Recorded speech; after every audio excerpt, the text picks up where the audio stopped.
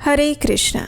पौष मास के शुक्ल पक्ष में आती है एक अत्यंत पुण्यफल प्रदायिनी पुत्रदा एकादशी, और इस एकादशी की आप सबको बहुत सारी शुभकामनाएं।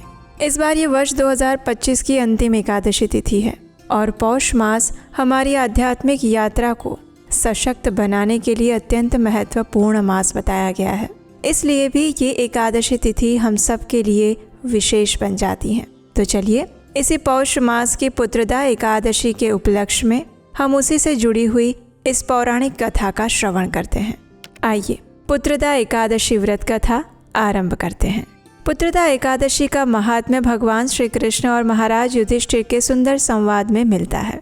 एक समय भगवान श्री कृष्ण से युधिष्ठिर महाराज ने कहा, हे केशव, पौष मास के शुक्ल पक्ष में कौन सी एकादशी आती है, उसका नाम क्या है और उसका महात्म्य क्या है? अगर उससे जुड़ा हुआ कोई इतिहास है तो वो भी बताएं।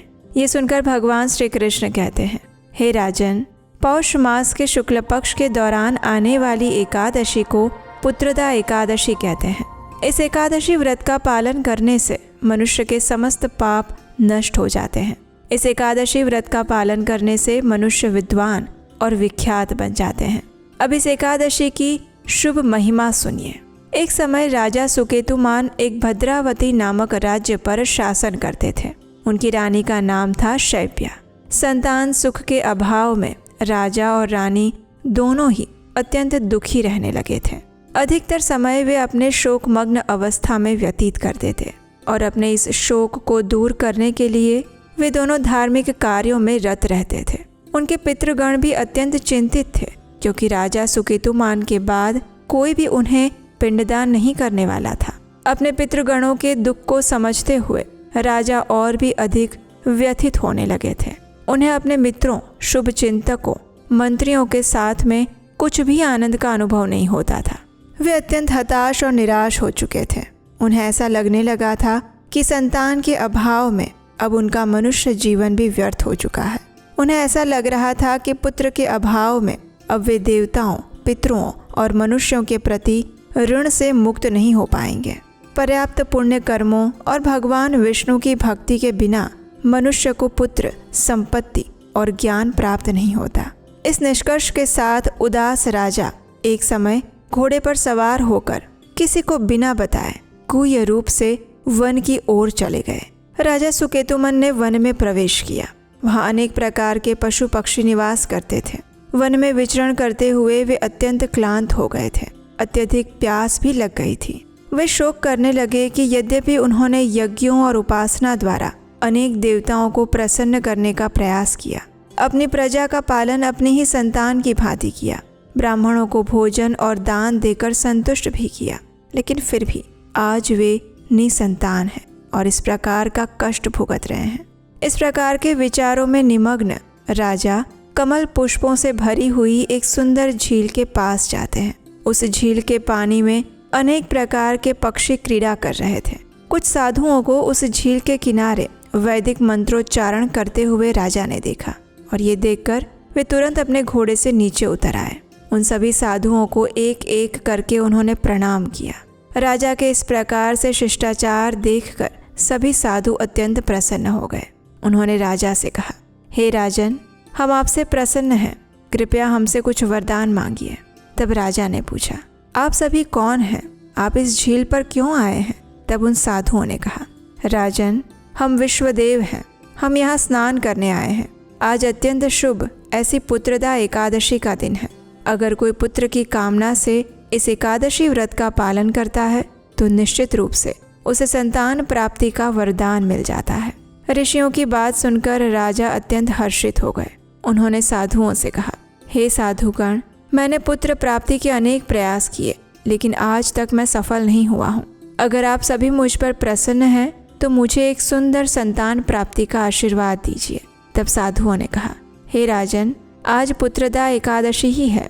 अत्यंत ध्यान पूर्वक, श्रद्धा पूर्वक इस पुत्रदा एकादशी व्रत का पालन करो तो भगवान की कृपा और हमारे आशीर्वाद से अवश्य ही तुम्हें एक सुंदर, तेजस्वी, दीर्घायु और सशक्त पुत्र की प्राप्ति होगी।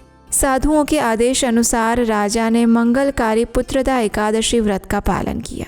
अगले दिन उसने निर्धारित समय के अंदर इस व्रत का पारण भी किया। बार बार साधुओं को प्रणाम करके राजा अपने राजमहल में वापस लौट आए। कुछ समय बाद रानी शैव्या गर्भवती हो गई। व्रत के पालन द्वारा राजा सुकेतुमान को एक पुण्यवान और तेजस्वी पुत्र प्राप्त हुआ और उसके बाद राजा सुखपूर्वक राज्य का शासन करने लगे और उनके पितृगण भी संतुष्ट हो गए।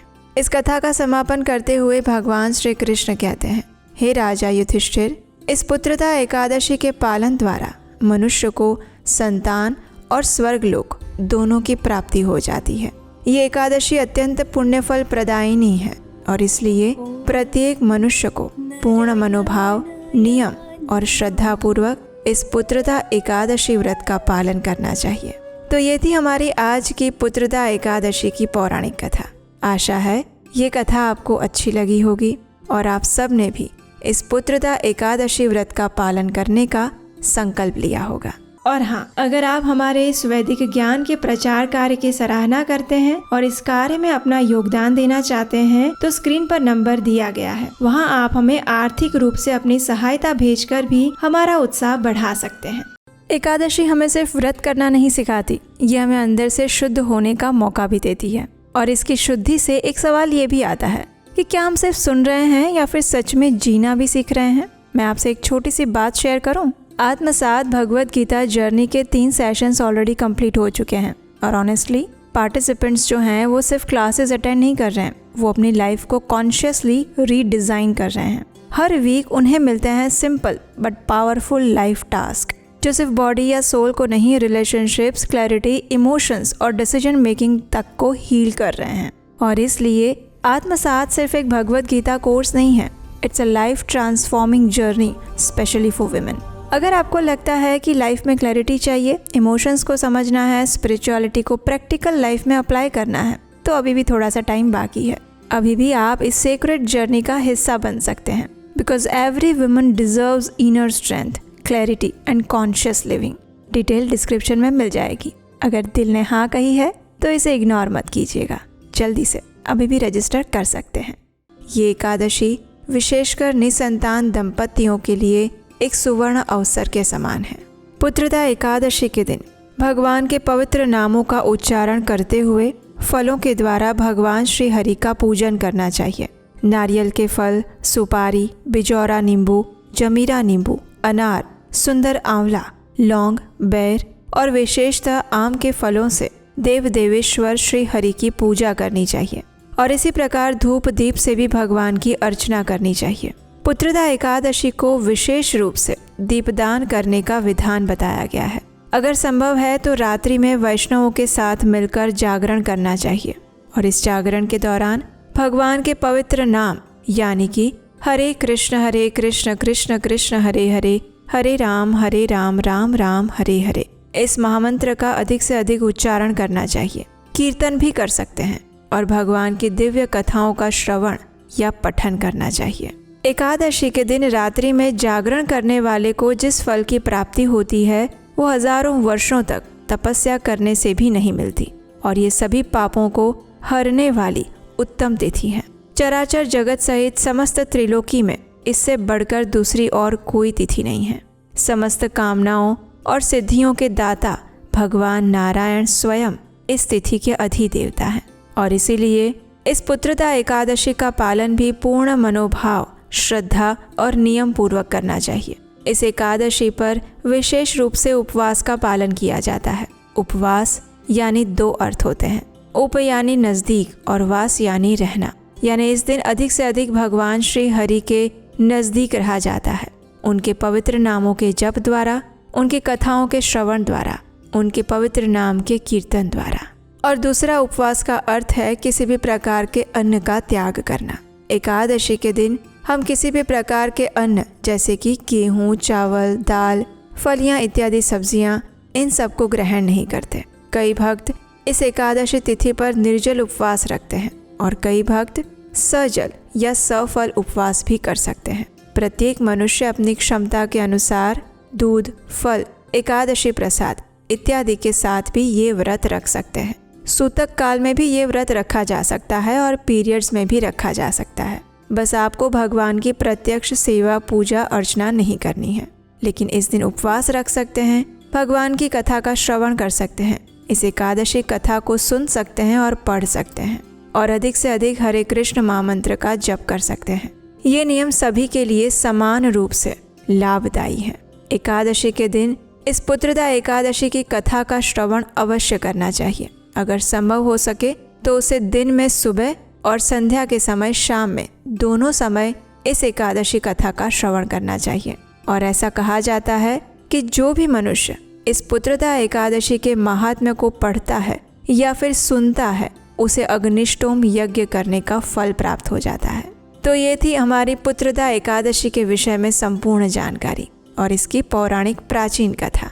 हमें आशा है कि आज का ये वीडियो आपके लिए उपयोगी साबित हुआ होगा और आप सब ने भी इस पुत्रदा एकादशी के संकल्प के साथ भगवान श्री हरि को प्रसन्न करने का प्रयास किया होगा। अगर ये वीडियो अच्छा लगा है तो इसे लाइक करके अपने मित्रों और परिवारजनों को शेयर कर दीजिए। और अगर पहली बार इस चैनल पर आए हैं तो आपके अपने चैनल उपदेशाष्टकम को सब्सक्राइब करके रख लीजिए, क्योंकि हम इसी चैनल पर हमारे शास्त्रों, वेदों और पुराणों से ली गई प्रमाणभूत जानकारी साझा करते हैं बिना किसी मिलावट के। हरे कृष्ण।